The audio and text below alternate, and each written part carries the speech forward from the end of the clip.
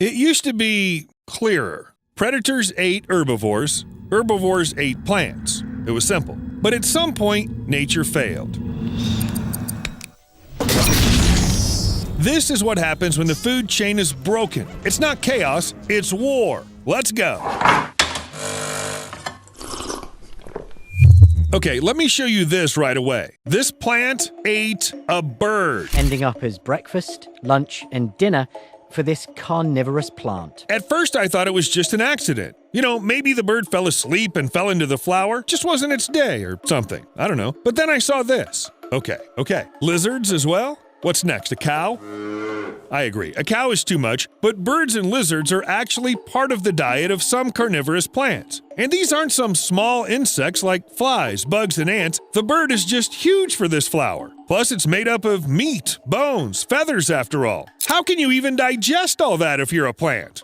Yes, evolution really worked hard. About 70 to 80 million years ago, when dinosaurs were still on the Earth, some plants began to lack nutrients. Maybe the sun wasn't shining right.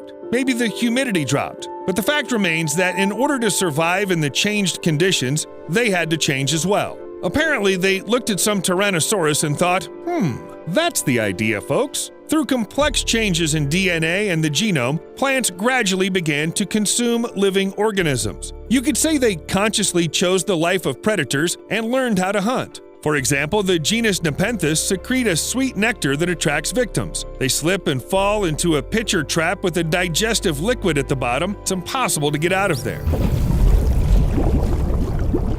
Sundews, on the contrary, catch their prey when it lands on their leaves and gets stuck in a sticky substance with special enzymes. The leaf with the prey then closes and opens again only when digestion is over. Some plants are simply huge. A Nepenthes raja trap can hold 0.9 gallons of water and more than 0.6 gallons of digestive liquid. At the same time, the size of bladderwort's trap usually ranges from 0.007 inches to 0.4 inches. But if everything is more or less clear with hunting insects, what about lizards and birds? Usually they don't want to eat nectar at all, but smaller prey already floating in the trap. Well, bad idea. For a carnivorous plant, a large prey is a real treat. Lizards have a lot more nutrients than flies, but it's not that simple. If there's too much food, the plant simply can't digest it, or at least spit it out. The rotting process will begin and most likely end in death. Wait, am I getting it right? These plants once wanted to become carnivores, so they just started killing animals, taking the prey from other predators.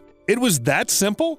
Imagine someone came to your house and was like, "Hey everybody, I live here now. Where's the fridge?" Honestly, it looks like the behavior of about half of my friends. Anyway, it's not natural to be hospitable to those who eat your food. Nature's harsh. If you fail to get something to eat today, starve to death tomorrow, and become someone else's dinner yourself. And so, while some animals, birds and insects, have simply resigned themselves to the fact that there's a new predator on Earth, others have decided to fight for their prey. Wolf spiders weave their webs on the same level as sundews usually do, and they prey on the same insects. That's why when close to a competitor, spiders build larger webs away from plants, presumably in order to catch more food than the leaves of the sundew. It's not a matter of greed. Well, or not only that, the less food an enemy gets, the more likely it is to die. Now imagine for a second that the plants don't stop there. Their diet is already quite varied: insects, lizards, birds, so maybe humans too. Okay, that's just the writer's fantasies. Well, mine too, a little, at least for now. But who knows, what if the evolution of plants is happening right now, literally before our eyes? We just don't notice it because we imagine them bright, tropical, unusual, and at this very time, blackberries seem to be starting to hunt sheep. It's most likely happening by accident. The sheep are just planning to munch on the leaves, but at some point they cling to the thorns with their thick fur and, like some flies, get stuck for good. Yes, you silly you're stuck.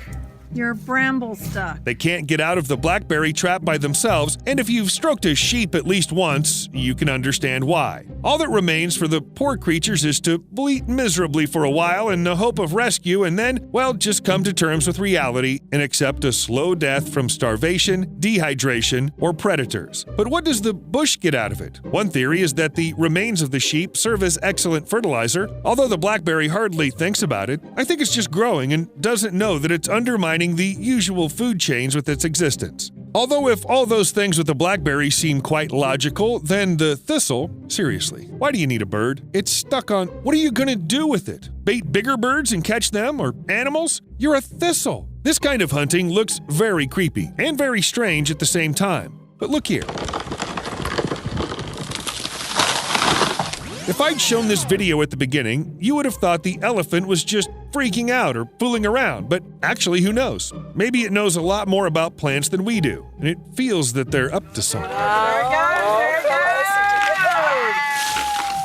Actually, elephants are incredibly powerful animals. They can crush trees and lift logs with their trunks alone, not to mention other parts of their bodies that can be used as well. Confronting an elephant when you're just a plant seems completely unrealistic. Also, elephants feed on fruits, branches, and foliage, and when they can't reach it, they just break the tree. On the one hand, that's pretty cruel, but on the other, what are they supposed to do? Look for a stepladder? What can you do? Wildlife is cruel. And when you're a plant surrounded by herbivores, it's slim pickings. Unless one day you hack the whole system and recruit insects. As they say, all's fair in war. African acacias have figured out that they can feed the ants nectar and provide them with a home near their thorns, and the ants in turn will protect the trees from elephants. Ants? From the elephants? Really? But elephant size played a dirty trick on them. When you're huge and clumsy, you just don't stand a chance in battle against 90,000 tiny biting creatures. Even the tough skin doesn't save you. Ants bite where it's thinnest. Get into the trunk, into the eyes, penetrate all the sensitive areas. No wonder elephants avoid acacias. You'd do the same if you were them. I'll be honest, I always thought plants were something very simple. Far from the cunning, intelligence, and taming of ants, but when you consider everything I've just told you about, how smart are they really? They've learned to defend themselves against elephants, hunt small and medium-sized animals, and according to a 2018 study, plants can also sense when they're being eaten. Not in the sense that they feel pain, of course, it can't be experienced without pain receptors, but plants in their own way are aware when someone, for example, starts chewing off the edge of their leaf. Looking at how exactly the information spreads along the stem and leaves, you start thinking about the nervous system. And maybe there's a brain, too. Who knows? In reality, it's biologically impossible to meet a plant that's even slightly intelligent. Well, unless you're trying to get to school in a flying Ford Anglia, in which case the odds increase dramatically. Actually, the idea that there's an entire tree somewhere that isn't at all happy about people has been around for a long time. The earliest known account of the man-eating tree originated as literary fiction, written by Edmund Spenser in 1874. The descriptions were, of course, peculiar. Well, it was the 19th century after all. There were other versions, but it all came down to one thing. There's a tree somewhere, one touch of which can be fatal. Well, who could imagine something like that, huh? Wait, what? Don't touch. This tree is very poisonous. What? If you think people can write any kind of things, I agree with you. But that's about how cars that have been exposed to manchineel tree sap look like. What'll happen to the animals? Yes, manchineel is considered one of the most poisonous plants on the planet. All parts of the tree contain strong toxins, literally, all parts. Its bark, leaves, branches, roots, fruits. Even hiding under manchineel tree in bad weather is a very bad idea. A drop of rain mixed with the toxin is enough to make any living creature very, very sick. And no matter who becomes the victim, the result will be the same. About 3 weeks ago, a visiting family in the Pigeon Point area ate the fruit from the manchineel tree and was hospitalized. The manchineel tree is poisonous. Good thing the manchineel can't move and grab those who pass by. On the one hand, you could say that this plant has been so successful in its war on animals that it's even slightly overdoing it. Still, there's a species that doesn't care about poison. The Iguanodontosaurus similis not only likes to settle in the roots of the manchineel tree, but also eats its fruit. That feeling of not giving up and evolving to the last, animals 1, plants 0. But if you look at the big picture, how far has this invasion of the animal world by plants gone? Have they succeeded in carving out a niche for themselves? A new place in the food chain? Well, what I can tell you, according to 2020 data, about a quarter of all predatory plant species are threatened with extinction. It seems that a war of tens of millions of years may end in an animal victory. Maybe the point is that the invaders are supposed to lose. Many predatory plants today have become pets. People keep them on their windowsills, showing off to their guests. Is that what you wanted? Did you fight for this? Or they just seem to be losing and it's a distraction. This is nature. Anything can happen here. Today, the animals win. Tomorrow, the plants. And the day after tomorrow, man improves the Hadron Collider and everyone dies. The end. However, maybe the carnivorous plants should go back to their default settings and become normal again before it's too late. Nice. See you later.